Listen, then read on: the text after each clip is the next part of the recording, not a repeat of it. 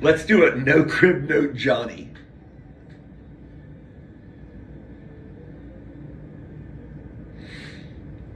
Let him wrestle with his pain. There's a line from a movie. I was a prisoner being interrogated, tortured. They're going to take a little recess, go have tea and crumpets, I guess. I don't know, before they come back for the next round and work on this prisoner some more. Yeah, he said, let him wrestle with his pain.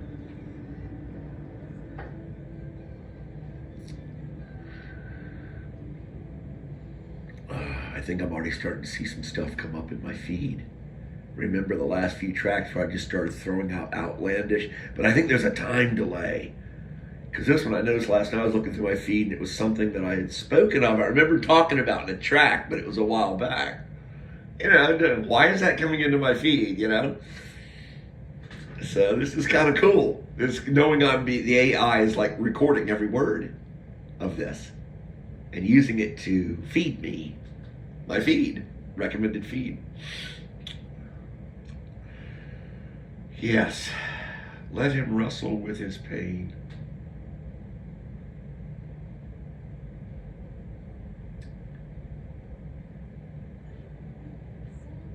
It is no secret that I am, I'm not a fairy. I don't flit about.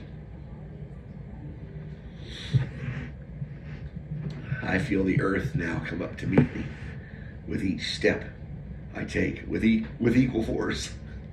It seems.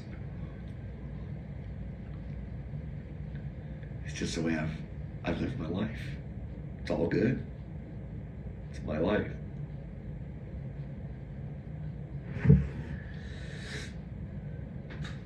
Yes, let him wrestle with his pain.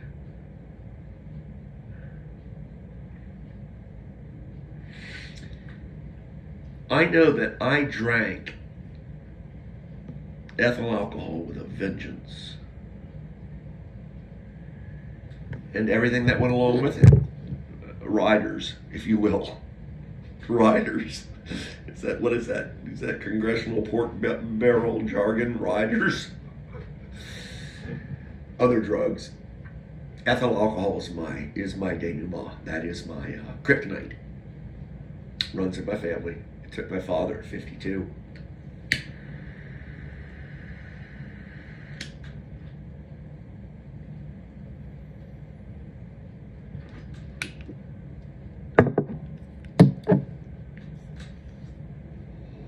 It's said, I learned this in one of the rehabs. Arlington? Alcohol treatment unit, maybe. As part of the education process for the troubled youths. That the atom molecule, ethyl alcohol, is so universally accepted by the human body that when you are drunk, you are literally drunk from head to toe. In other words, ethyl alcohol doesn't play favorites. As you begin to imbibe and drink more than your liver can process, and you begin to get stoned,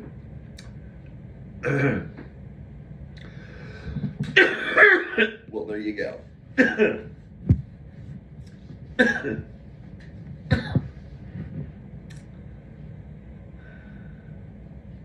But it takes away the pain. Yep. That's what it does. It takes away the pain. You've heard me talk before, if you've listened to any other of my blatherings, that it is my feeling that as an alcoholic, a self-professed, I don't worry about my anonymity here, but at almost 60, do you think I care? No, I don't care about much of anything. And I certainly don't care what the world thinks about me. To a degree. All right? On a case by case, let's say. The world thinks I'm a wanted man, or convicted, or a wanted fella. Yeah, I'm 10 most wanted. I would care about that. So the nice thing about look at that slip. The interesting thing about ethyl alcohol is its effectiveness in shutting you down. It's unique in that aspect. It's slow, it's predictable, depending on how fast you drink it. I would not recommend, don't go there. Now you're getting into drug war stories. Don't do that. Okay? See, AA just programs your mind. It just programs your mind. Oh, good thing, too. My brain needed washing, as Tommy G would say. Yes, AA is a form of brainwashing, and my brain needed washing. I'm like, yep, I second that emotion. And so, in lieu of feeling an emotion, it was easier to not feel anything.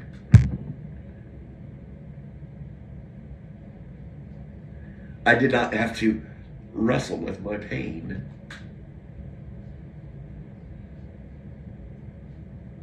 In that moment.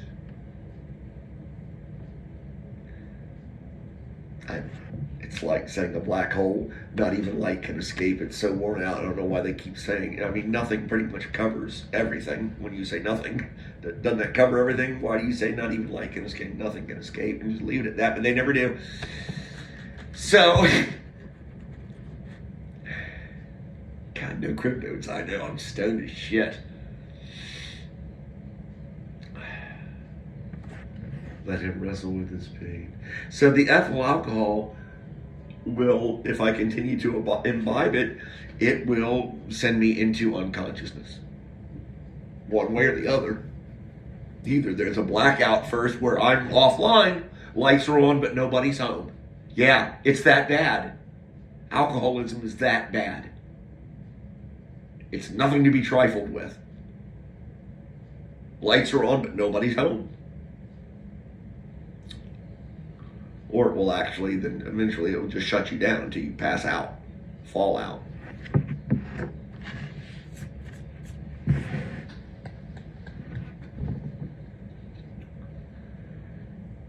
Of course, there's the next day. And I'll just leave it at that.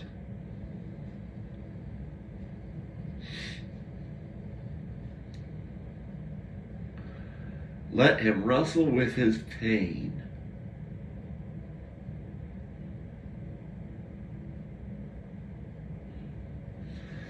That's the one bitch about sobriety.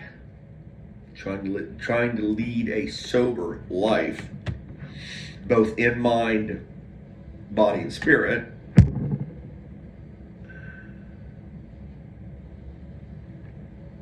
You're forced to pay attention in class. You can no longer throw the headphones on and bury your head behind a book or something. You have to pay attention. Once you've made the decision to live. Absolutely, once you've made it. And it usually comes with the help of others. I ain't gonna lie. I ain't gonna lie about that. Nope, I ain't gonna lie. that desire to want to live instilled in you. Yeah, it usually comes with the help of others. It takes a village. Yeah. Sometimes that village has got a long black robe on too and a gavel in his hand. Or her hand, and she slams that gavel down and says, boy, you going to AA meetings and you getting court slip signed. As a quick aside, if you're an AA group and you won't sign court slips, fuck you. Go fuck yourself. And I say that with 37 years of sobriety under my belt. There's no wrong way to get to AA. If you are in need of the fellowship, there's no fucking wrong way to get there.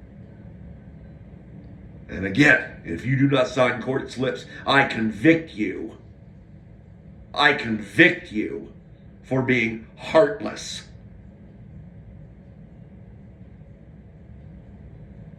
That would mean having no heart.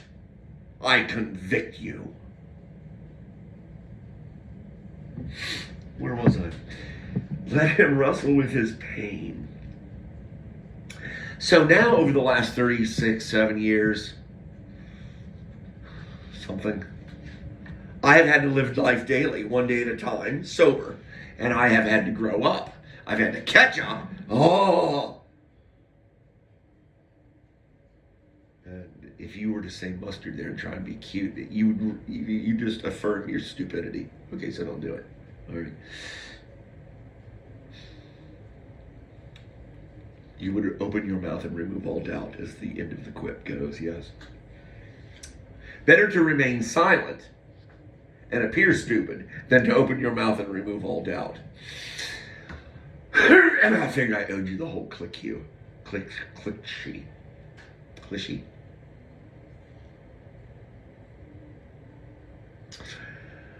So I have lived these last decades and then some having to experience emotions and feelings and grow up. Grow up. We will intuitively know how to handle situations which used to baffle us. That's one of the promises of AA, and it has come true for this fellow. Just one of the promises.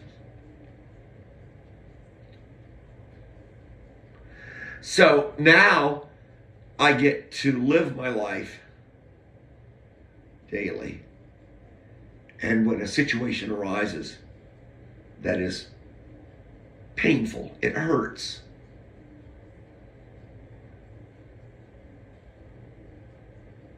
And I'm torn, absolutely torn inside, right down the middle.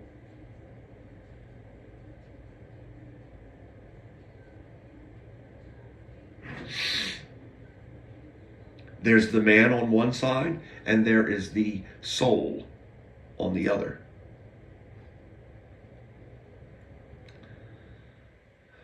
And the spirit or will of this child speaking is, can I say, shared by both. God, that was brilliant. I know I should smoke more pot. I will in a second. That was brilliant. I've never heard it put to me like that before. Well, that's because I've never said it before. Okay. Yeah. The spirit. I'm okay with that. Thinking along those lines. That my soul and the flesh share. They commingle. They use the spirit. Oh. God, that's profound. Whew. I wish I could kiss myself right now. I could kiss the phone. Okay, hold on. I'm going to kiss the phone. Okay. That's as close as I can get. How many germs did I just pick up? They say it's worse than a toilet seat. You know, the surface of your phone. I just kissed it. I did that for you, the listening audience. My 16 faithful. Well, there's probably only 3 that are currently listening. Because I had 12 like forever and a coon's age and a forever and a day. So they've probably all died or gone away or whatever. Whatever. 3's better than none. 3 and 12 that possibilities. Yeah, let him wrestle with his pain. And I sit here. And like I said, I'm split right down the middle on something that's going on in my life currently. The man and the spirit, the soul, are at odds. So, say a little prayer for me, Rosemary. Love you all. I hope that was upbeat or more-ish.